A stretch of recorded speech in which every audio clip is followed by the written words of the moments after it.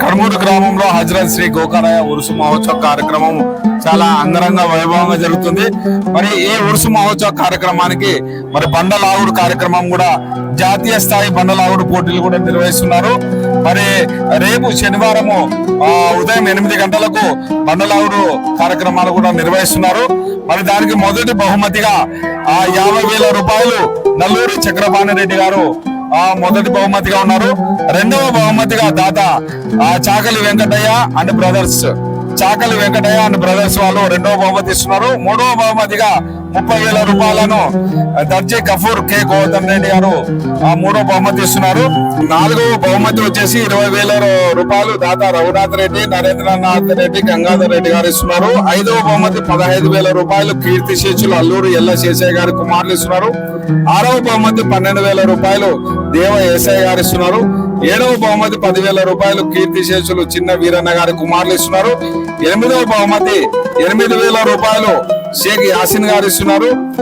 9వ బహుమతి 6,000 రూపాయలు ఆదాం గారు ఇస్తున్నారు. 10,000 రూపాయలు 10వ బహుమతి 5,000 రూపాయలు రఘునాథ్ రెడ్డి గారు ఇస్తున్నారు. 11వ బహుమతి 3,000 రూపాయలు దాత రాడి కోలా హుసేనయ్య గారు ఇస్తున్నారు. 12వ బహుమతి 2,000 రూపాయలు తాలూరు నాగమణి గారు ఇస్తున్నారు.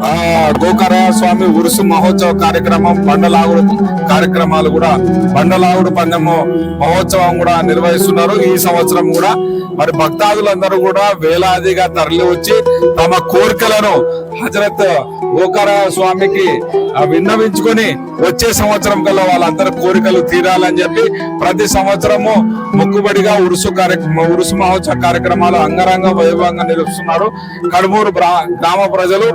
ఈ కార్యక్రమం ఎన్నో సంవత్సరాలుగా ఆనవాయితీగా కుల మతాలకు అతీతంగా అన్ని వర్గాలు ఇక్కడికి వచ్చేసి వారి యొక్క కోరికలు స్వామి వారికి తెలియజేసుకొని అవి పూర్తి అయినప్పుడు వారికి వచ్చేసి ఈ విధంగా జెండాలు అట్లాగే నైవేద్యము వారికి ఏవేవైతే ఇవ్వాలనుకున్నారో అవి సమర్పించి మరి వాళ్ళందరూ కూడా అల్లా ఆశీర్వాదంతో అట్లాగే హజరత్ గోకరాయ గారి ఆశీర్వాదంతో అందరూ సుఖ సంతోషాలతో సంతోషంగా ఉండాలని చెప్పి నేను క్రాంతి కిరణం తరపున మీ కాజా హుసేన్